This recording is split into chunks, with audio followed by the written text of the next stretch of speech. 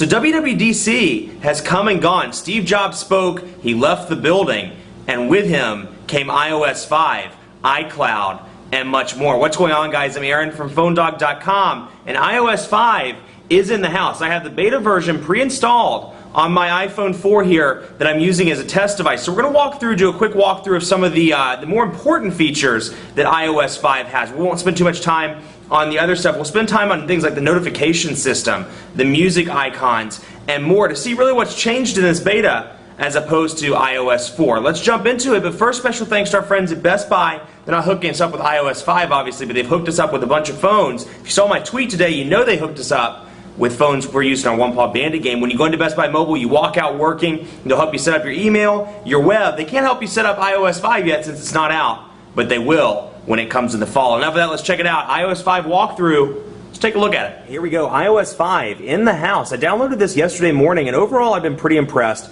with the improvements in 5 versus iOS 4. Now obviously I can't recommend this just yet. This is a beta build or a developer's build of iOS 5, so there still are some bugs. Mostly when making phone calls, it freezes up. It freezes up when using Bluetooth, and I've noticed that quite a few of my apps don't work or they're a little wonky from time to time. So I can't recommend it just yet, but there are a lot of improvements I'm really excited about and really excited to see on retail devices when iOS 5 comes in the fall. So, you know, some huge improvements, and they've really listened to their users. They've listened to things not only that existing iOS users were interested in, but they've listened to people that, you know, wanted to switch to the platform, and they kind of said, well, hey, I'm not going to switch until I see better notifications, for example, or better camera controls, or, you know, et cetera, et cetera. They've listened, they've taken things from BlackBerry, from WebOS, from Android, and more, and kind of tweaked them, made them a little better, and made them a little prettier, and thrown them into iOS 5. So let's get started. I'm not going to spend too much time on the minor things. I really want to show you some of the things that are going to impact you on a day-to-day basis when you see iOS 5 in the fall. Things like the notifications menu, the new notification system as a whole,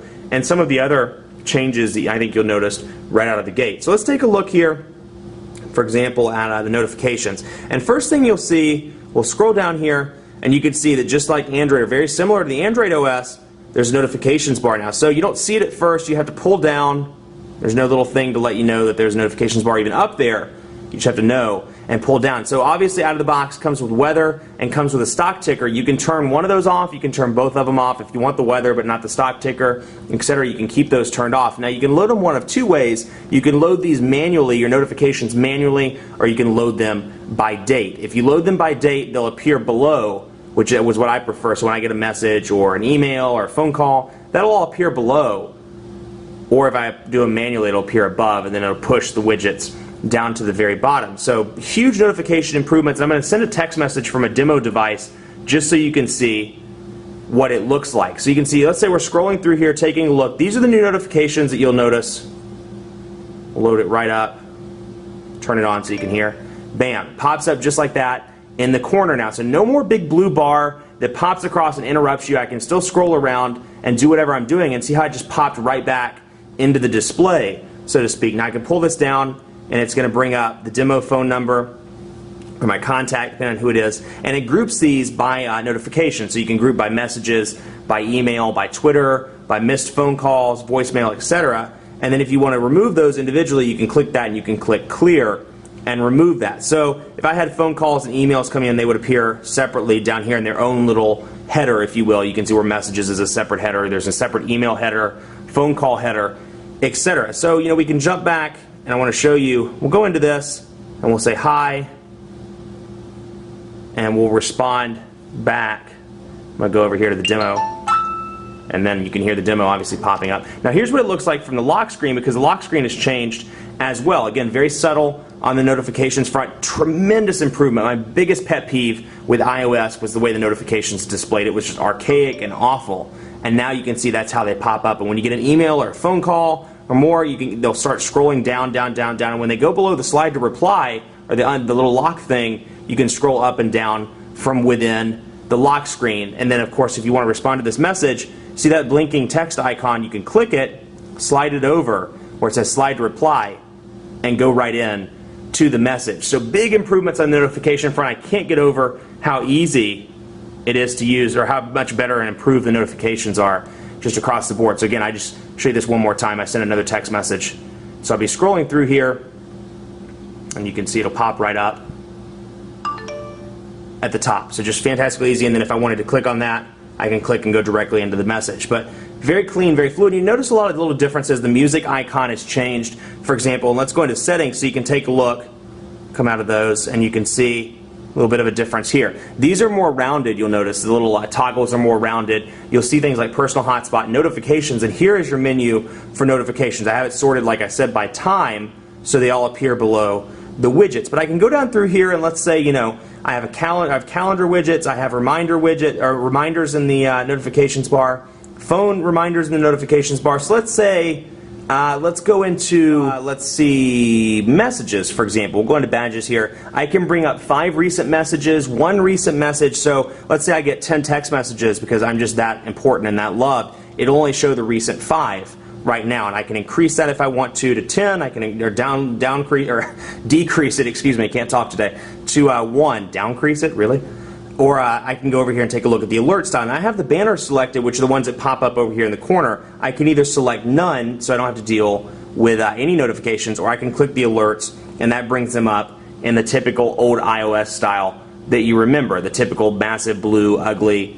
I'm a little biased, as you can tell, but right there in the middle. So you have the banners, and go at the top. As you see, banners appear at the top of the screen and go away automatically. I have it on the banners. I can either add or remove it from the notification center, and I can remove it from the lock screen. So let's say I don't want mail or anything from mail, emails, etc., to appear on the lock screen. I can kill that part off to where it shows up here when I get an email, but in the lock screen it doesn't show up. So just a lot more customization in iOS 5. You can really customize how you want your notifications to be displayed and more. So that's a big, big perk. And then you can see iCloud, the implementation of iCloud in here as well. And I can't click on that because this is my personal iPhone, or one of my 7 personal devices. So it does show my personal stuff, but you'll see iCloud, Twitter pre-installed as well. So we can go into Twitter, and you can see phonedog_Aaron on there. And you may have seen a tweet from me this morning about the Best Buy devices. I took that picture on this device, and actually we'll go back and take a look at that. So you see I'm going to load up the camera, and we'll go over here to this picture of the city of Charlotte. So let's see, I had to pick up the Best Buy phones, had to turn around and stopped and took this picture actually for this video. So we'll click here, and this is a big one. You can see Twitter is now integrated in along with MMS assigned to contacts. So you remember Twitter in the past, you had to take the picture, you had to go out of the camera, you had to go over to the Twitter application, you had to upload the picture, and Twitter, one step less now. You hit tweet, and this is where you see iOS 5 really laggy and really stuttery. This, you can clearly tell it's a developer version. Hello, world. So you can see some lag there. And this is stuff I hope they improve before they send it out. But you can see a clipping of the picture, how much text I have left. I can add my location if I wanted to, and then I can hit send. It's going to hit me with an audible notification when it posts.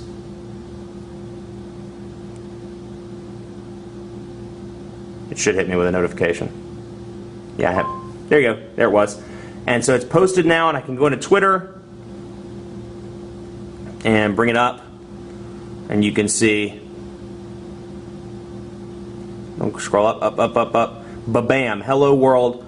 Twitter picture right there on the page. So it's much better when you have a picture. You can go right there. You can tweet it right away, and it brings up this clean interface as opposed to going into the application, uploading, and more. Big benefit there. So let's scroll through and see some of the other changes. Obviously, Newsstand is a change, but when you click on it, you'll see you can download magazines and newspapers in the App Store, but the store link is disabled. Newsstand, to my knowledge, isn't available in the App Store just yet. Now, you know, I mean, obviously apps are there, but the ability to do magazines and newspapers isn't. So let's go up to the App Store, and if you wonder why I keep pulling it out, I'm just making sure that there's no personal information, because that wouldn't be cool. So let me pull out of the purchased so you can see, and just go to updates. That's what it's going to look like. It'll say all apps are up to date, but you see this purchased link, which appears in the App Store now, and you can see all of the applications that I've ever downloaded that are not on this iPhone. Now, if I wanted to download SkyTeam, for example, which isn't on this iPhone, I click the cloud button, I verify my password, and it downloads it right away. So it's nice to see this whole iCloud implementation. I haven't tested the iTunes stuff because it's not available just yet, but you can really see it with contacts, with all your personal information, and then things like this where it brings up every app I've ever downloaded, and I can just go down the list and go bam, bam, bam, bam, install. Now, one thing I don't like is much like when you install applications, new applications.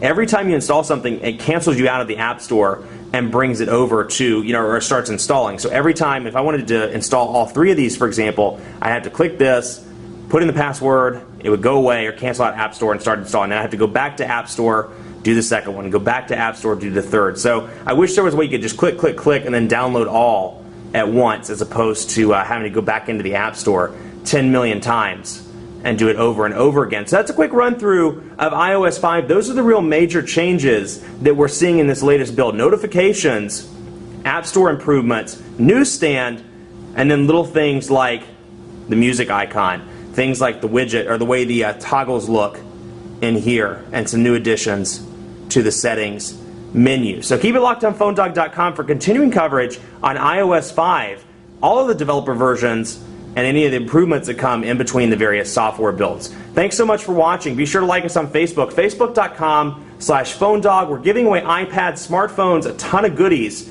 and more. For using our One Paw Bandit. That's not right, not One Paw Bandit. Colossal iPad 2 and smartphone sweepstakes. We give away stuff in a lot of contests, so it's easy to get confused. But iPad 2s, smartphones, and more. So head over to Facebook.com/PhoneDog, check that out, and be sure to follow me on Twitter as well, PhoneDog_Aaron, and on my personal Facebook page at Facebook.com/PhoneDogAB. Thanks so much for watching. We'll see you next time. Later.